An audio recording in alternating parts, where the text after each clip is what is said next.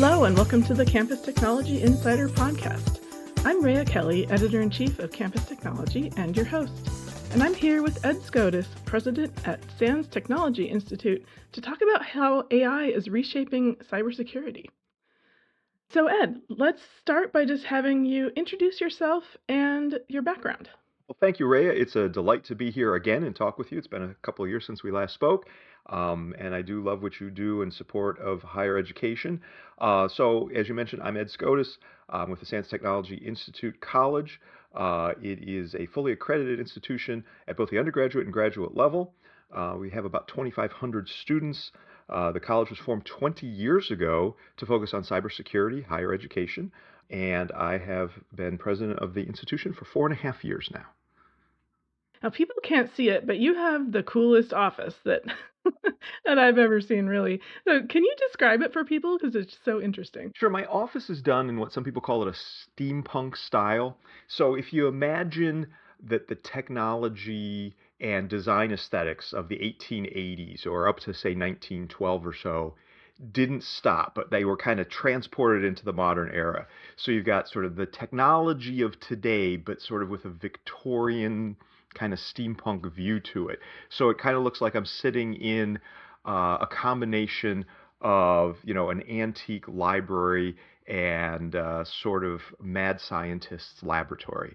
So that's where I am. And I've got a collection of actual antiques from over the years here in my office. I've got an Enigma machine that was used in World War II. I've got several other antique cryptographic devices. I have a leaf, a single page of the original printed Gutenberg Bible.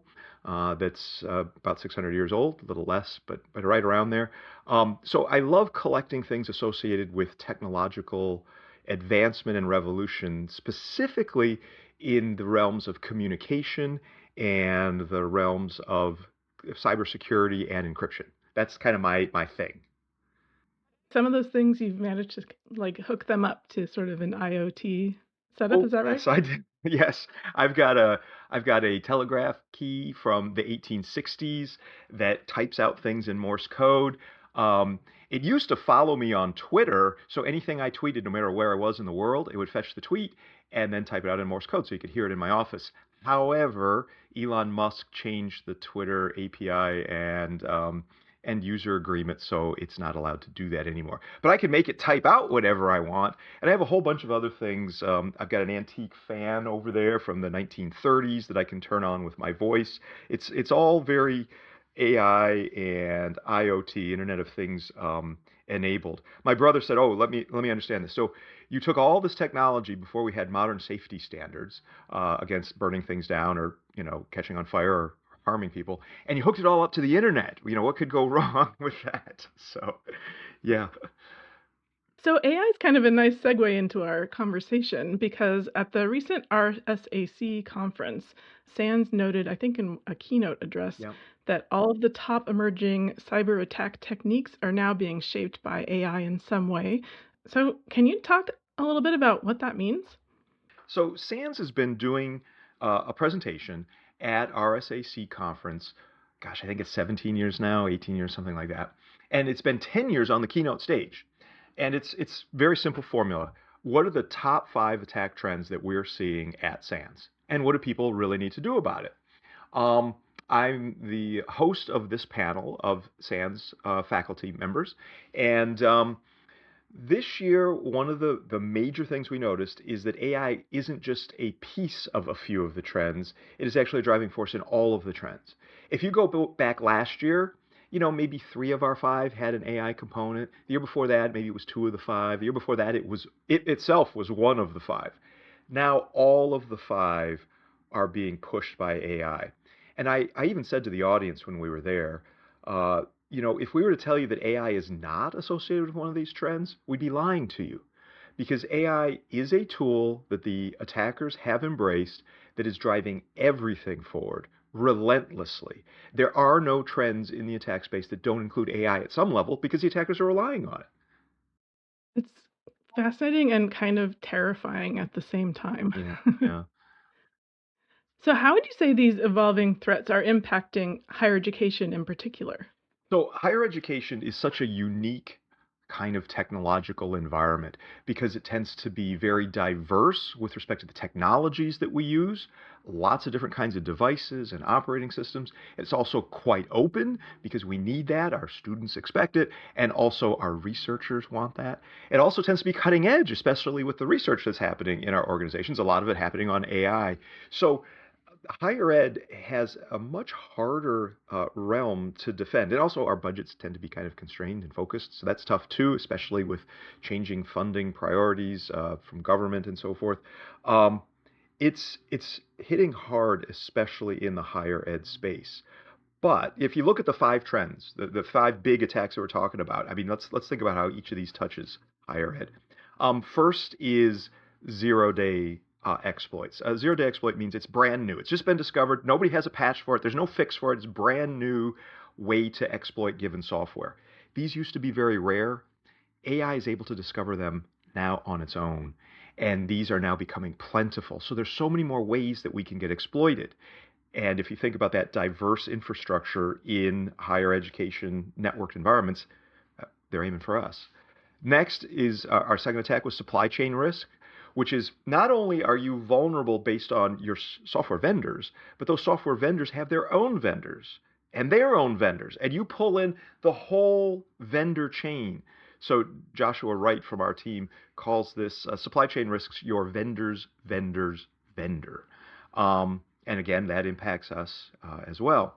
The next one maybe doesn't impact us so much. So there's good news here, Rhea, and that is if you look at operations technology, OT they call it, that's a fancy way of talking about the machines that control industrial production, power grids, water.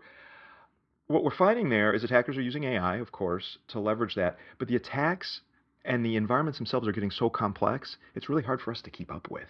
Now, I mean, that would manifest itself in most higher education institutions by the lights going out. So the news isn't great, but the defenses there are primarily in a sector outside of our sector. Um, and one of our panelists, who's named Rob Emley, he presented at the RSA conference saying he's involved with a lot of large-scale outages, power outages and such. Um, and he said oftentimes they will not be able to determine, because it's so complex, the environment, they're not able to determine whether it was a cyber attack or not. And what happens then is the government hears that and says, okay, it wasn't a cyber attack because we can't show that it was, because they don't want the population to be too worried about that. Our fourth attack is that AI can be used irresponsibly in digital forensics and incident response. There's great lessons for us there. As everybody moves to leveraging AI on the defense, which we're certainly supportive of, you have to put some limits on what you let AI do, especially when it comes to determining human guilt and attribution and causation. There's really good stuff in data analytics and figuring out the nature of an attack that AI helps with. And Heather Barnhart from our team, she presented on different use cases in digital forensics and incident response and what you can let AI do and what you should never let AI do. So I think that was a good one with a lot of lessons learned for us there. And Heather is in the process right now of publishing some frameworks for AI usage in incident response and AI usage in digital forensics. And I can't wait and we're giving them away for free just to help people, right? And then the final one was done by Rob T. Lee. So our panel actually had two Rob Lees on it. There was Rob M. Lee, who was talking about, industrial control systems and such. And then we had Rob T. Lee. And his point here was attacks are moving so fast that we have to use AI on the defense. So Heather was like, be careful, don't use it for too much, like, attribution and determining human guilt. But Rob Lee was saying essentially, if we don't get AI involved in the defense, we're going to lose because the attackers are moving so quickly. They're moving in the space of minutes, and we're moving in the space of days or weeks or months. And there's plentiful lessons in higher education for that, specifically with regard to patching, getting our systems patched against software flaws faster, and incident response. Sorry, that was a long answer, but I wanted to go over each of the five and how it impacted higher ed. Definitely. I'm glad you did. Yeah. Are there any lessons that higher ed should be taking from other sectors? Like we should be less like higher ed and more like finance or something like that? It's interesting you mentioned finance because we didn't coordinate this at all. But the financial institutions have been the targets of attacks for quite a long period of time. Why? Because it's like Al Capone said, "Why do you attack? Why do you try to rob banks? Because that's where the money is." So they do try to attack banks a lot. So they've gotten ahead on their defenses, and I think higher ed can learn from that. And while there's a lot of money in finance, higher ed needs to learn from what finance has done specifically in accelerated patching processes. Because remember, our first attack was all these 0-day exploits. So if your organization gets critical patches out in the space of a month, which used to be common practice, or even a week, you're going to get snowed under. It's going to be really bad for you. So that's one area we can learn from the financial sector is to get patches out quicker. So to do this, you're going to need to know exactly what your most essential systems are, which ones are absolutely vital, what software's installed on them, operating system, applications, etc., and then make sure you can patch them within a day or less, which I know is a high, difficult ask, but you're going to need it. And the second thing we can learn from the financial sector is about applying AI on our incident response and digital forensics, which I think Heather Barnhart and Rob Teeley had some really good stuff to say about that. Specifically leveraging AI to do analysis of logs, leveraging AI to give advice on handling incidents, not determining who it is and trying to go for prosecution of them, but instead just quickly making sense of logs and other indicators of compromise in our environment. So those are two things that the financial folks have gotten out ahead of everybody on, and I think we can learn from. It's the patching and then incident response and digital forensics. You mentioned how AI is speeding up attack timelines. How can institutions rethink their approach to defense and response with that need for speed? It's happening so quickly now that you really need to make sure you have an emergency council of decision makers that can be assembled very quickly when an attack is underway. So whoever that is from your particular organization, it probably should include good technical folks, maybe a chief information security officer, maybe as needed pulling in the president or provost to help make high level decisions when needed. You probably should have somebody from public affairs or marketing on there to craft your message. Don't make it just a technology group because the attacks may be somebody has gotten in and stolen all of your student records, or maybe even student records associated with immigration or something. I mean, you can imagine the scenarios. That's another thing you should do. In addition to pulling together that emergency response team to make decisions and help handle the incident, you should conduct tabletop exercises at least once a year, maybe twice a year or more often, where you have a scenario that somebody has created for you or you've created for yourselves, and you walk through the decision-making process. Who makes what decisions? How are you going to react? And base it on real-world attacks that are happening now. So that's a vital thing that organizations need to look at. And notice I'm talking about these are sort of operational, right? Having this emergency response team, having tabletop exercises. We call them TTXs in our industry because everything has to have an acronym. But tabletop exercises. And then also having a good knowledge of attacks that are happening. Trying to stay up with the news because there's just so many attacks. This can be done, with some commercial subscriptions for that we call it in our industry cyber threat intelligence, trying to stay ahead of it. But I think there's plentiful free sources of cyber threat intelligence that are available. Like my feed on Twitter or X, whatever you want to call it, is actually pretty good at that for me. But also we try to publish that stuff from SANS for free, giving it away to the world at the Internet Storm Center, which is available at ISC internetstormcenter.sans.edu. So our college, hires the people that run that, and we make that a free service for the whole world, not just educational institutions. But I think educational institutions will get a particularly good use out of it, and it's all free. I think it's interesting that tabletop exercises, is the piece of advice because I mean, I feel like I've heard that advice for many years. Like Yeah. if institutions haven't been doing those, like what are they doing? Fallen behind. They have, yes, but now it's even more important though with these AI threats and how quickly they move. So you want to get a good tabletop exercise where the attacker doesn't move over the space of, a simulated hour or day, but this has all happened in a few minutes and everything's gotten to very high levels of compromise in the first few minutes of the exercise.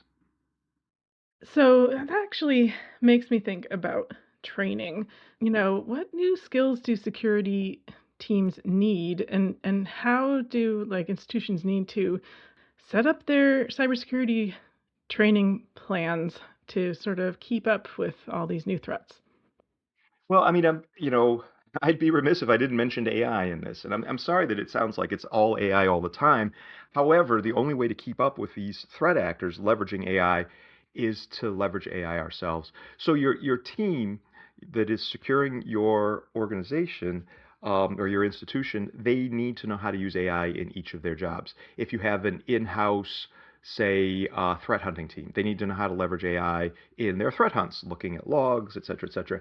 If you have a in-house incident response team, they need to know how to leverage AI in incident response. If you're getting training for them, make sure their training classes talk about how to leverage modern AI to do their jobs. This doesn't mean going out and buying AI-enabled cybersecurity tools.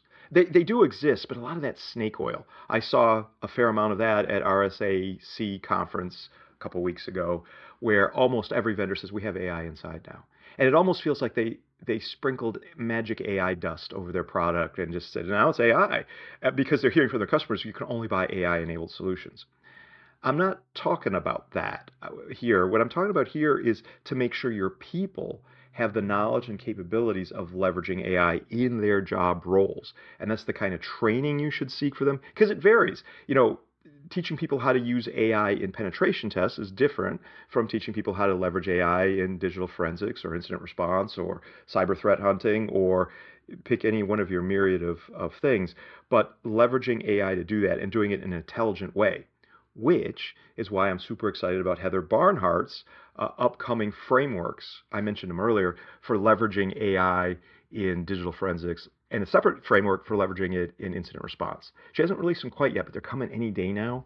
And I think it's going to be a great contribution to the industry because she has very carefully thought this out and worked with, lots of cyber defenders to put them together. I'll definitely keep an eye out for those and put them in the show notes.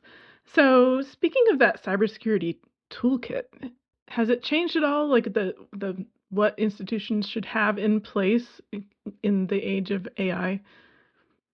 Yeah, I think it has. I think your folks need to have access to an AI that has been vetted by your technical team that they feel comfortable with. One of the major frontier models um, would be very useful here to be able to interact with it and just get its input and advice. You can't blindly trust it. They still do occasionally hallucinate or say silly and dumb things, the AIs do. But for the most part, it can be a trusted sidekick to help your team and help it move forward. Also, gathering the latest intelligence. Now, it flips all the time. People ask me constantly, which one should we use? Which one should we? Should it be, Anthropic's Claude? Should it be OpenAI ChatGPT? Should it be Copilot? Should it be this? Should it be that? Um, and it changes all the time. My team, um, they leverage many of them, and they find that they vary so widely. Another one is Google's Gemini, right? And they leapfrog each other constantly. So if you go back way, way, way back to 2 weeks ago, way back to 2 weeks ago, Claude, by Anthropic was probably the best one at writing code. But just in the last week or so, Claude has changed significantly, and a lot of my friends are saying that it's just doing lousy quality code right now. Um, and they've changed just in the last few days. They've changed their subscription so that if you use it a lot, you're going to fill up your token expenditures super quick and run out. So some people are moving to other solutions like Gemini 3 from Google or codecs with ChatGPT and OpenAI. So it's just in constant flux. So and if somebody's listening to this a month from now, it'll be different again. So it's really hard to give advice on what model to use. But I will give you this. Because of this constant change, whatever AI-centric workflows your team creates, you need to ensure that you can change out the underlying model quickly and easily. For my team, we've done that so that if Claude gets stupid overnight, it happens, right? We can switch out to, say, an OpenAI solution. Or if OpenAI goes crazy or just won't talk to us because it thinks we're trying to do something that is offensive in cybersecurity, we can move it and change to, say, Gemini 3. So that's really important. If your workflows get too centered on specific AI companies and models, you could get stuck in the middle of an attack. So you got to make sure you have the ability to dynamically do that. And the tooling we've created within my organization, we're able to just dynamically change a model within the same provider. So instead of saying, this version of Claude Opus, we're going to go back to Sonnet or a different version of Opus, we can not only change the model within the provider, we can actually change the provider. So that's something to keep in mind, especially for the more technical folks in your audience. Notice I'm not saying model independence, but I'm saying the ability to shift models dynamically is important. Yeah, I love that idea of building in that flexibility. And it's almost like it's modular on the back end. And I'm sure the people who are building such products like that hate to hear that from us because we're essentially saying, look, your intelligence is a back-end commodity, and if I can't buy oranges at the levels I would like from one place, I'll buy my oranges somewhere else. That's what you are, you're oranges, and I need some orange juice for breakfast. So, right, don't get stuck on one orange juice supplier. When you think about sort of the funding uncertainty in higher education today and also like enrollment declines, teams are looking at limited budgets and usually sort of under-resourced staffs. So, what should higher education security teams be prioritizing right now? Yes, that's such a good question, and it comes back to me to those top 5 things that we. This is what SANS is seeing in the trenches, what we're hearing from our faculty, our students, et cetera, and it comes down to 2 main things I want to emphasize here: patching. I've said it already, but I'll say it again. Very rapid patching like you've never seen before, and then optimize incident response with AI driving it. And on the patching side, in this industry, we see a need for a critical patch, maybe 2 or 3 of those a month. Okay, right? Somebody discovers some major flaw, attackers weaponize it, and 2 or 3 times a month you have to patch this or that. Sometimes it's maybe the underlying operating system, sometimes it's a virtualization environment, sometimes it's something else. You got to patch it. With AI doing vulnerability research and discovering these flaws, we're going to face a week where on Monday you have 5 critical patches. Not just in a month, but in one day. And then Tuesday, you're going to have 15. Wednesday, there'll be 30. They take it easy on us on Thursday. We only get 4 because they're saving them all up for Friday to ruin our weekend. So on Friday, we get 47. And it's like, good luck patching that. And you see this idea of patching within a month. No, it's going to be patching within a day. And sorting out those patches, understanding, and you might not even be able to deploy all 47 patches, but you want to make sure your critical systems keep running, like registration systems, financial systems. So that's why I suggested you create that priority list for your patching. And then second is the incident response capabilities and gaining AI insight to that. And one of the things that I've seen on that is AI systems are able to track different elements of it in a way that humans can't keep it all in our heads at once. AIs do have a limited context window, but if you leverage the AI carefully, it can remember all the different issues associated with an incident that you're handling and make suggestions to you about the most effective way to respond. But you need to have humans there to ensure that those issues actually make operational sense. There's the SANS Institute has a new CEO, James Line. He took the job over just in the last couple of weeks. I'm super excited about it. And he said this, which I thought was really interesting. You're going to love this, Rhea. Attackers have AI, right? And they're leveraging it. Defenders have AI, and we need to increasingly leverage that. But what this means is when both sides have AI, it's the people who matter again, right? And having those people ready to go, well trained, well equipped, that's what it's going to come down to. So we've got this AI arms race, which will eventually work its way to a stalemate, and then suddenly you need to have smart, focused, capable, clever people defending your environment. And I actually really like that idea and that outcome. I think that's a good thing. It comes back to the people. Yeah, you're right. I love that. That's James' line. It's James' line. He said it, and I was like, Mhm. wow, that's perfect. Spot on. So I'm going to ask you to get out your crystal ball, and looking forward, what are the scariest threats on the horizon? Okay, Ray, I'm going to give you this, and it's going to maybe sound a little scary, and but but I really think it's going to happen. But then let me contextualize it after that. Okay, I think we are in the midst of a revolution in cybersecurity. The wheels are coming off. The vulnerabilities that AI is discovering are super deep and super complex. The attacks we're going to face are horrible. The supply chain infection of systems, it's a disaster. And I think the next year or two are going to see some really bad attacks, big outages, really, really bad stuff. I mean, I'm not trying to say this to scare anybody. I'm not about fear, uncertainty, and doubt. I'm about looking realistically at what AI is capable of. And it is able to automate attacks at a speed and a scale we've never before seen. However, I do think this is going to force us to make cybersecurity much, much better. In 5 years, maybe seven, I think we're going to see cybersecurity much better than we ever have. And this actually gets me very excited. I think we're going to have better patching. We're going to have just better software. The software itself is going to become so much more hardened by default, so much more safe and secure, so many fewer vulnerabilities. People at Google and Anthropic and other companies are talking about a coming era within 5 years where there are no software vulnerabilities at all. They're all gone. The AI has hunted them to extinction. Very brilliant people, very committed people. And I kind of believe them. And it makes me think of a couple things.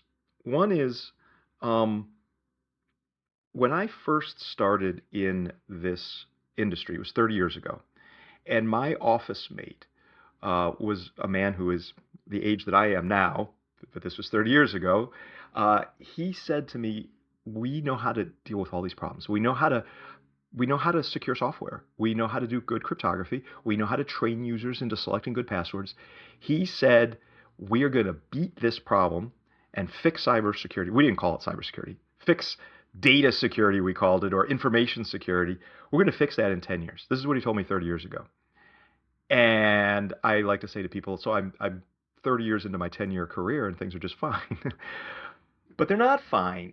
And what I think is perhaps his vision was just off. He might have been 30 years off because I do think now we might be within 5 or 10 years of cybersecurity revolutionizing itself to become so much better, to to really not be on this sort of rickety infrastructure of software that has all these holes that we have to constantly patch up.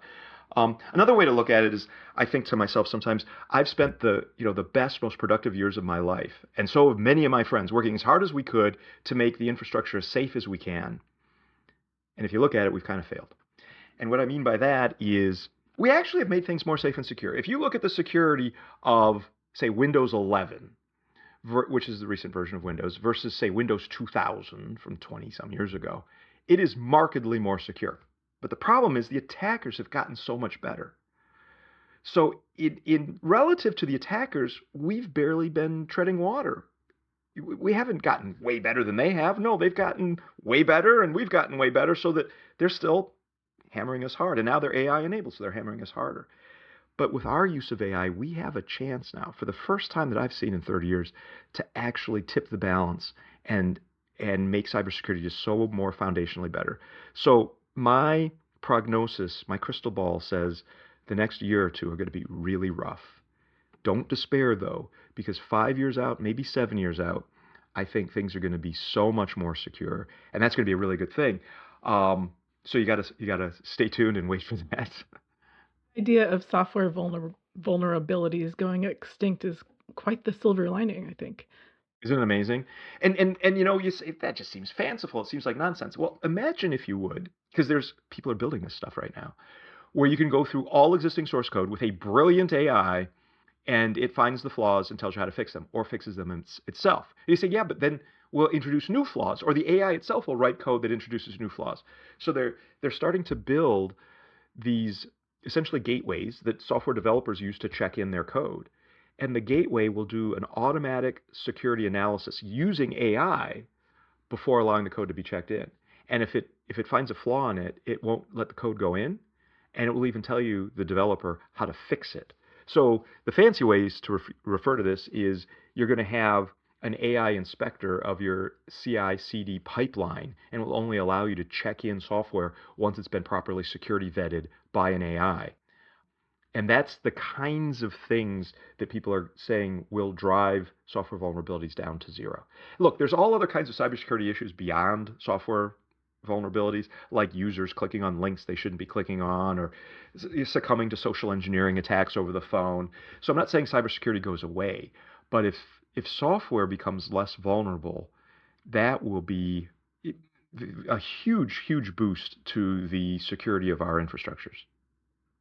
What should teams be doing now to prepare for what's coming next and maybe weather those couple of rough years you see ahead?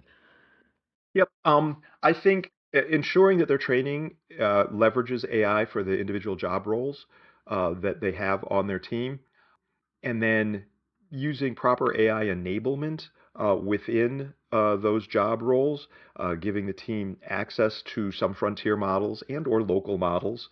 Um, this is an interesting thing. The frontier models are the big ones, right? The Gemini, the Anthropic, Google Gemini, Anthropic Claude, ChatGPT by OpenAI, etc.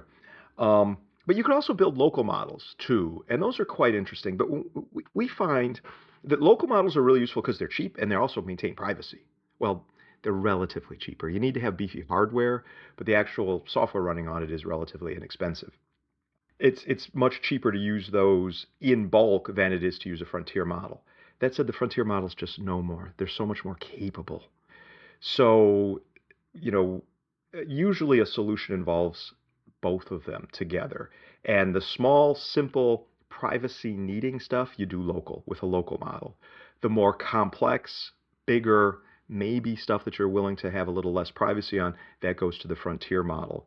So understanding those things and having an AI strategy for your IT organization and cybersecurity organization is a must here in 2026.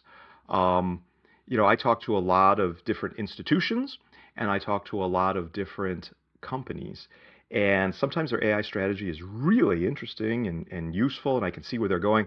And other times it's just a muddied mess. So, I mean, do you know what your AI strategy is for your organization? Even I talk with various higher ed institutions, and do you have an AI strategy for your own students and their use of it in their courseware?